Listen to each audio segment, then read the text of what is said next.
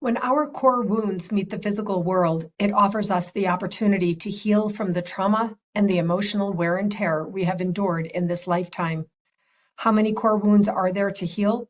In this podcast series, we will talk about them all, healing the emotional core wounding, including the mother wound, the primal wound, so we can walk in our medicine to be the healers that we all are. Join podcast host, confidence coach Susan Axelrod with her very special guest, Cornelia Stephanie. This podcast is one for the ages, living beyond the core wounds. Hello, friends. Thank you for joining us for another episode of this amazing podcast series, Living Beyond the Core Wounds. I have been thinking about my conversations with Cornelia Stephanie, and to be honest, have been doing a lot of my own work around these core wounds that we're discussing. I didn't set out that way. I didn't intend for that to happen. I just had been experiencing Cornelia's emotional processing techniques for a few years, and I wanted to kind of bring them to you. But as a result of these ongoing conversations, I'm having conversations with myself now. This episode, we're going to continue our discussion of the mother wound, as Cornelia calls it, the opposite of which is becoming the mother.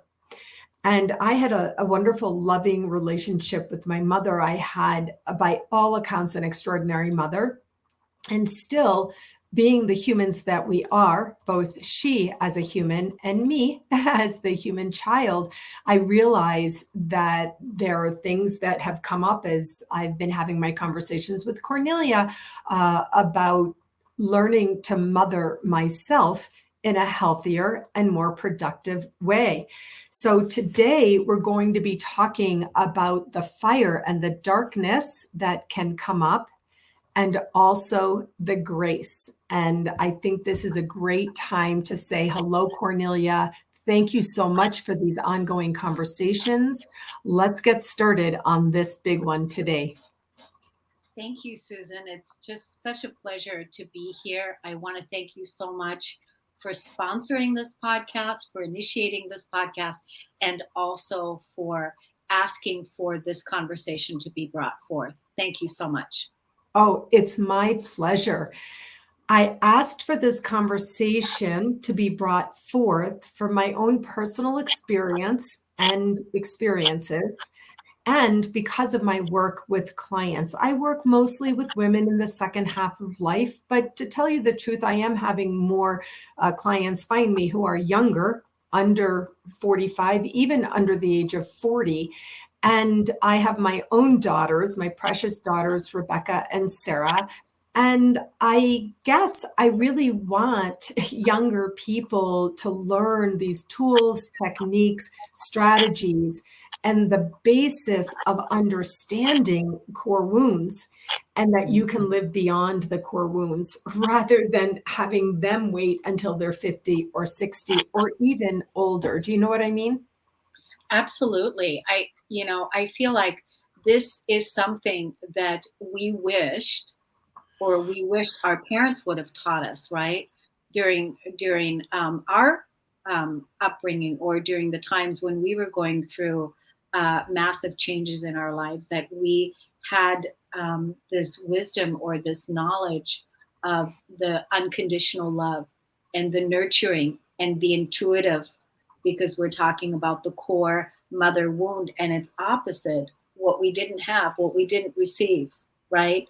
And the unconditional love, the self acceptance, the nurturing, the deep grace, the becoming the mother of exactly what it is that you feel you would have needed or need as a person when you're deeply vulnerable, when you're feeling so exposed, when you're feeling wounded. What does the being need? What does the person need? What does your inner child need? And this is something that becoming the mother, our inner parent, becoming what it is that we didn't receive from our parents. And when we look at our parents, Susan, you know this too, because you and I, we talk a lot about this, our ancestral lineage. We look at who we are as mothers, as people, and then who our parents were, and during their time, and then their parents and their parents. And so, in the evolutionary spiral of becoming who it is that we truly are and living beyond the core wounds, we transcend the consciousness of what we were born into. So, Cornelia, I want to just stop for a moment and invite our viewers and listeners to already rewind the last couple of minutes. That was so powerful, such a powerful way to start of helping people. And by the way, I just want to say I have gone back and watched our recordings already. So I see myself looking down, and I just want to say I'm writing notes. That's what I'm doing, because I'm listening and processing and learning even in real time all over again as we speak. And so for people to stop, go back, listen again to the way you just explained and described how you can learn to mother yourself in the exact way that you wish that you were mothered. What the way you just explained that, about feeling deeply vulnerable, feeling so exposed, and then that you have the power to learn and understand that you can mother yourself in the exact way that you need. Yes, like one of the things that just came back into my awareness is I was thinking about a time over the last few years where my mother is still alive. My father was absent from my whole life, but my mom has a partner. So when I go visit my parents, and when I visited my mother and her partner over the years, there were different times where possibly as I was loving and nurturing myself and unconditionally becoming the mother within myself and really bringing that tenderness and that love to what I needed when I was really vulnerable, or where just I just was feeling a lack of love, or whatever the feelings were. And I remember a time when I went over there, and there was a 4th of July party. And I remember during that time, Susan, that I was feeling really vulnerable that day when I went there. And so my vulnerability is completely exposed.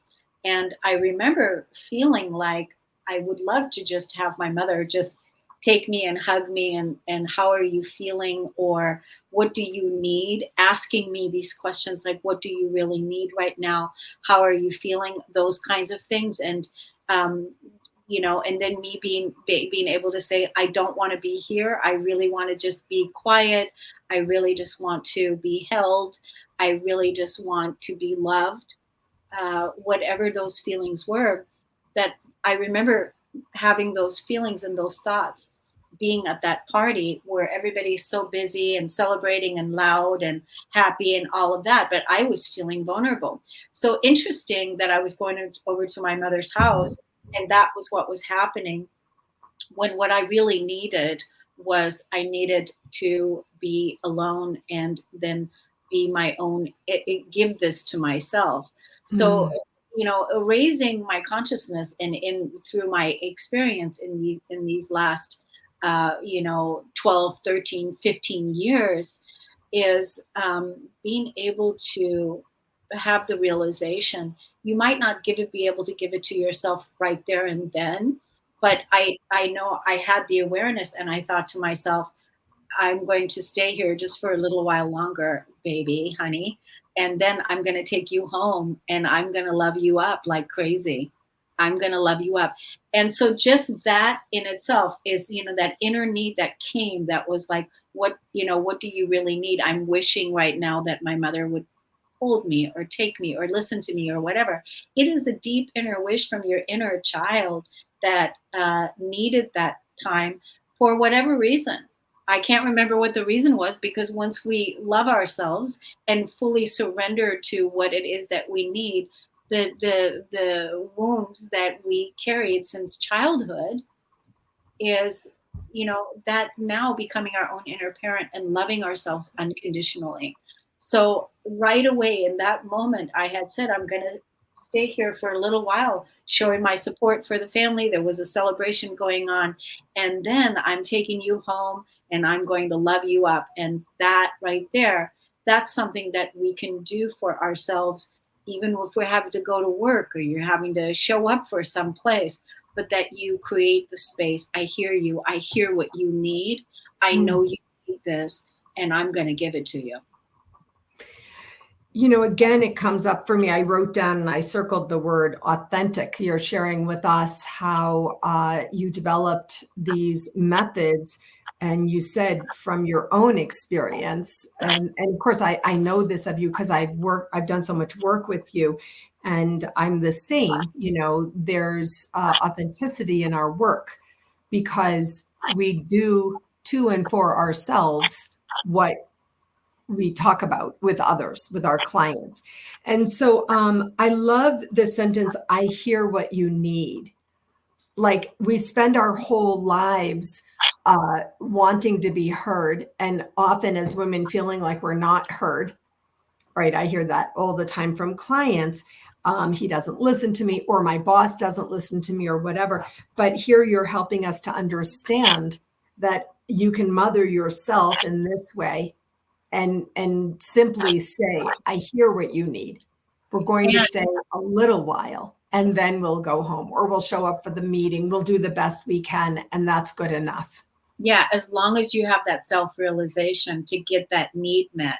And just so you know, when we say, they're not listening to me, he's not listening to me, they're not listening to me, she's not listening to me, my boss doesn't listen to me, that is a projection that's coming up, that's being projected out onto the boss, onto the person, that they're not listening. And the reason why that's being projected out is so that you can see it, that I'm using this person because I'm not listening to myself, because everything is going to come back to the self. Is becoming the mother, becoming your own inner parent, is you're projecting it out so that you can really truly listen to what it is that you need.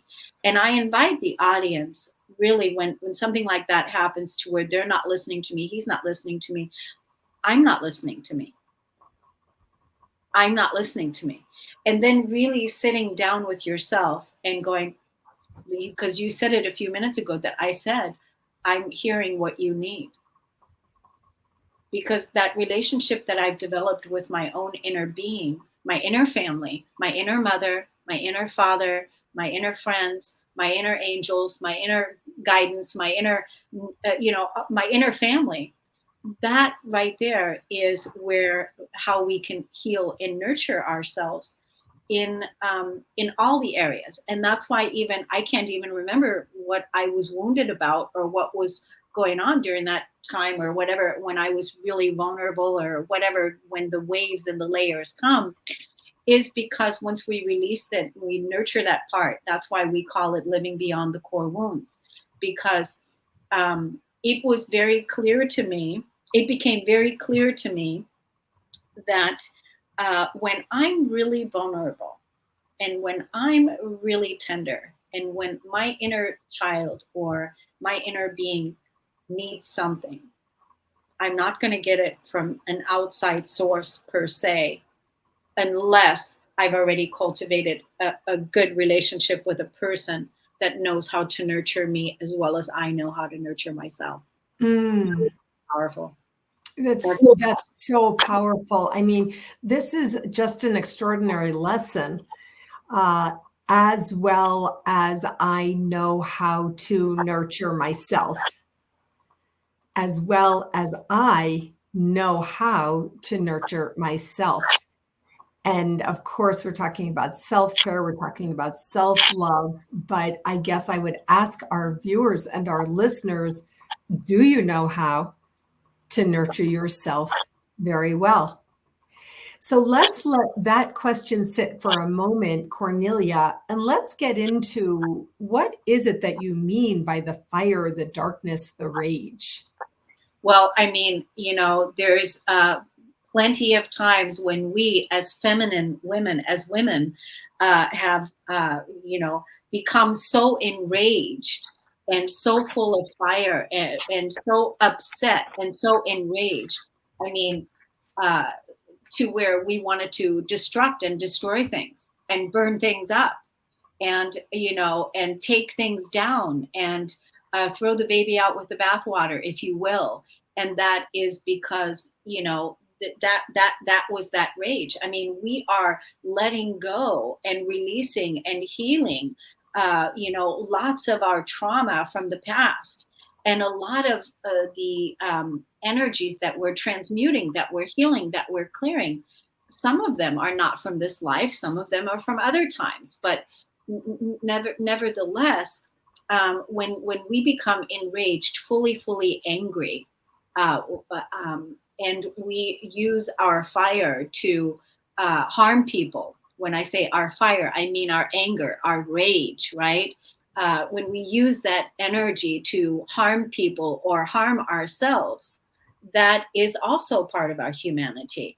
And that is also part of our human, the old human that is realizing it is so enraged, so upset, so hurt that it could destroy things. I mean, I don't have presently, I don't have stories of people that that Well, I have. do. Oh, you do? Okay, go Oh, for it. yeah.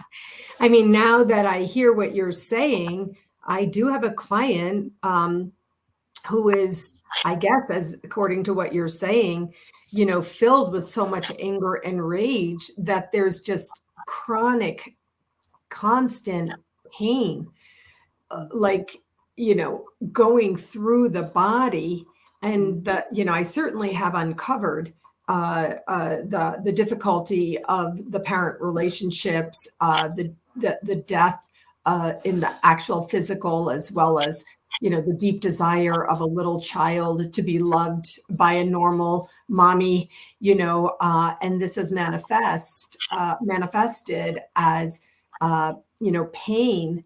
But this isn't just one person. I know lots of people. Is this what you mean? Like when the rage, the anger, it just stays in you, and then it manifests later as chronic pain, or even constant pain.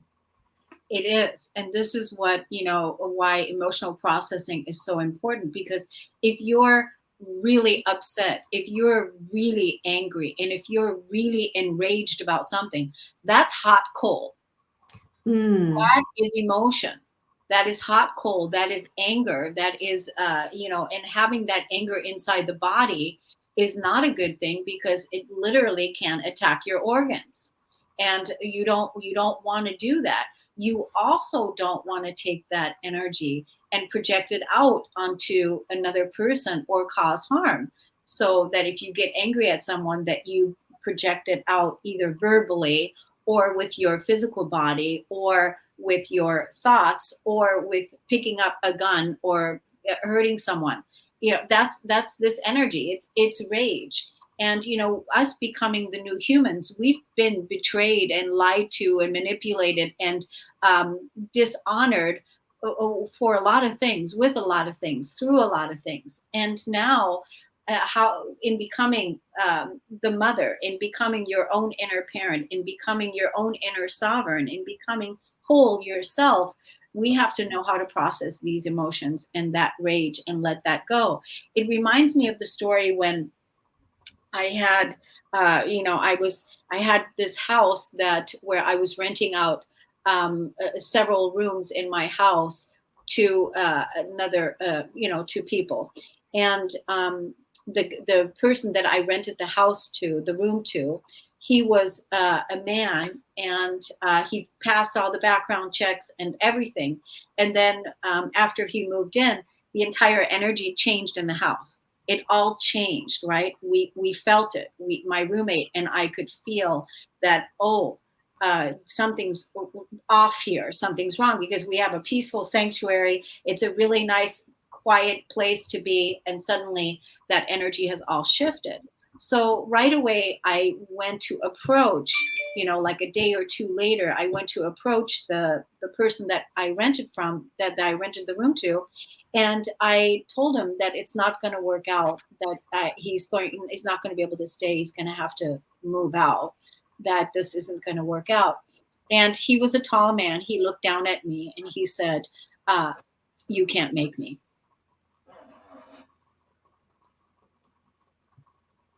So in my house, in my beautiful sanctuary, this man is looking down at me and saying, I cannot make him move out, that he's here now and he's running the show. And how would that make me feel? Enraged, disempowered. Totally disempowered. Disempowered, like, I have you can't make me. Right away, he established that I'm a woman, he's a man, and he's stronger than me and whatever. But that was during the time when I was writing my book on what causes war. And that's when I discovered that peace is the flip side to anger. But only through these experiences. But I was so enraged that I was shaking when he was saying that to me. And shaking was the energy of intensity that I was feeling. Like right away, I wanted to just go off on this guy. And yet at the same time, I had the awareness to pull back and not respond, and respond in a very different way, not like the bully, but to respond in a way of, we're going to see about that. And then I turned away, and then I went into my own inner, what I call my own inner spiritual anger management room, if you will, and I released the rage. And that's the part that we want to talk about, is releasing the rage, releasing the anger. I could have carried it around, and it could have done all kinds of things inside my physical body, and I could have created all kinds of things at home and made that situation really bad. But because I was so triggered by him saying, you can't make me, and me in the process of writing this book and processing our emotions and all of the things, I then released that rage out of my body.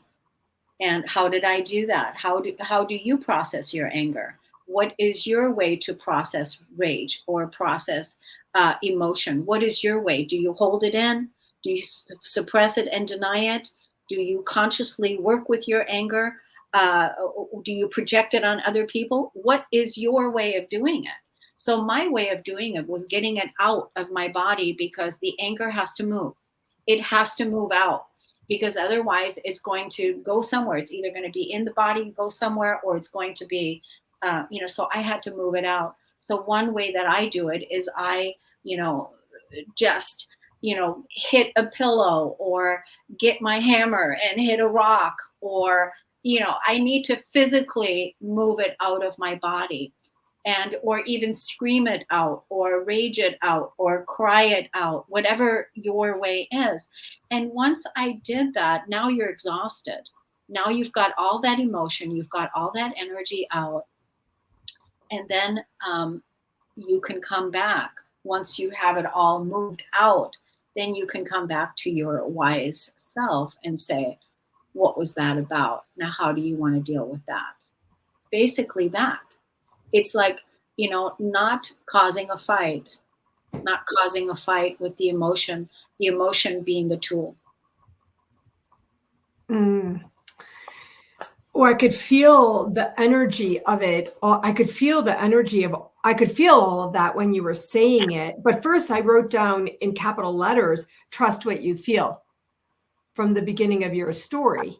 So that's where it starts. You trusted that things changed in the house. You trusted yourself. And that's a big way to mother yourself. Well, think about it. I mean, in your house, I brought this person into my house. And in my house, I am peace. In my house, I live in peace. So I'm, of course, going to be protective over my environment. And it's not about the money. I want to create harmony here. And so suddenly, the energy shifted. And so I have to go to the person that brought it with them. And I have to have the courage to protect my environment, right? Right. Well, that does take courage, but also Cornelia, as the little child, sometimes, especially by our mothers, we're not taught that courage. Our mothers are quiet. Our mothers were told and were taught, you don't rage, you don't scream it out, you don't cry it out, you don't take a hammer and hit a rock. That's what right. And so that's what you say, I demand, I in my house, I am peace. I demand this. Absolutely. Our Absolutely. mothers also were not allowed to demand anything. Right. And that's what I mean by becoming the mother. Right. I know. This is really good stuff. Right. Because think about it. We talked about the ancestral, that our mother's mother, they weren't allowed to speak up. Who do you think you are? Kind of energy. Like, you don't have the power to do that. You're a woman. You shouldn't say that. You shouldn't be that. And also, in my own becoming, I knew that I wasn't going to fight war, because suddenly there was a war in my house. I wasn't going to fight war with war. I was going to fight war, if you will, with wisdom. And that is the difference. And that is the difference that we can all make. That if we learn how to listen to ourselves and learn how we respond, how our own internal emotional process is. That's why it's important to know, what are the ways that you process your emotion. Nobody should be walking around pissed off. And God knows, Susan, that we as a human being have so many reasons to be pissed off, entirely pissed off, when we look at the state of the world today and what's going on in our world. We have so many reasons that we could be pissed off and to be angry. But that pissed offness isn't going to support your body. Well, I guess that brings us to the last part, the grace part. And boy, that pissed offness, I realized I have another story, Cornelia, and that story is me. I had that rage in me. This isn't my therapy, so we're not going to be like, oh, where was that rage from, Susan? We don't have enough time to go into that. But I can reveal here, I used to call myself Yelling Mom. Remember the old VHS videotape? Mm-hmm. It's this big, it's hard plastic. My kids were very young. What could they have done so much to provoke me to throw that VHS tape on the carpeted floor so hard that it broke? What could these little children have done? What were they doing? Talking back, fighting, I don't know, breaking, what could they have done? That was one of my final straws before my personal transformation. I thank God, and I don't know what all, my own wherewithal to do what you just talked about, which is no longer want to be walking around pissed off with that, whatever that was in me from wherever it came, that these little children would do something to provoke what really was a violent act. It wasn't I didn't throw it at them, but it was a violent act. And you can hear 25 years later, I still remember it. Well, and because you know why? Is because the anger in you, whatever they did to trigger you, the anger in you had to move. And instead of going to your process, which at the time you didn't know, process your emotion, because the anger has to come out of the body. And you did it. You did it by actually picking something up. It was the videotape, and you threw it across the room. And that is what you did in order to move the anger out, this is all something that we can all take note over, is that's what has to happen. The anger has to move out of the body, because, when I was standing in front of that guy that was saying to me, you can't make me move out, I felt like 1,000 trigger points were going off in my body at the same time. And I was so enraged, I felt like my whole body was set on fire. And I wanted to kill. Yeah. I want to, go off on you. What the, I want to completely, right? But I didn't do any of these things. It was so interesting to observe myself in that moment. Like, wow, I'm shaking because will I actually be able to do it? Will I actually be able to do the wise thing that I am teaching and talking about when I'm in the fire? I mean, this is such, I just can't say again how much I want to encourage people who are watching this video or listening to this audio podcast to, go back to the beginning, take a pen and pad. I'm on 2 full pages. It's annoying when I look at myself, I'm evaluating myself as a podcast host, and I see myself looking down at my paper. I know what I'm doing, I'm writing, but honestly, I'm listening to this and processing this, just sharing that with you. Yeah, that was 100% right. That rage had to come out somewhere. Thank God I had an appropriate-ish level to not smack a child. Right. So, but I did, and I used to call myself yelling mom. And now with the work of emotional processing, I mean, I started that journey. I'm not kidding. That was 25 years ago. And today I have better ways to work, through, often crying, tears do come up quite a bit, but to emotionally process. But the language that you just said, for example, it had to go somewhere. Yeah. Right. You said that rage in me had to move through me, is what you said, and out of me. And so if I stuffed it and suppressed it, shoved it down, then we know that it would have gotten what they call stuck in you and could have come out later in an ailment or some kind of physical, mental, or emotional distress. Yeah, I think a lot of people, like you said earlier, you have a client that is enraged and upset. People hold on to their anger, people hold on to their fire, people hold on to their emotion, and they carry it with them. And then at some point, there is an explosion. And we don't need to do that and wait until there's an explosion. Like I didn't have to wait that day when the guy said, "You can't make me." I could have turned into a powerless victim and just lied down, called the police and whatever, tell the story. But I didn't do any of those things. But I just want to close the story by saying he did move out. And he did move out in just a few short days after, because after I released the energy of powerlessness that I felt through that experience, that he's bigger than me, he's stronger than me, he has more power than me, and that I feel like a victim. Once I released all that rage and that energy and got it all out, the next day when I came back and I saw him again, I looked at him, not shaking, not enraged, but very confident, because I looked at him and said, "You are going to have to move out." And suddenly the tables turned, because first he was bullying me and projecting, his power onto me, like, "You can't make me." And then I released my own feelings around all of that, my own emotions. And the next day I went back and said, "You are going to have to move out." But I did it from a confident place. So that basically I stood up to the bully and let him know that you can't bully me in my own house. You are going to have to move out. And then he said, "Well, you're going to have to give me back all of my money, and you're going to have to." Of course I will. Of course. But you have to move out.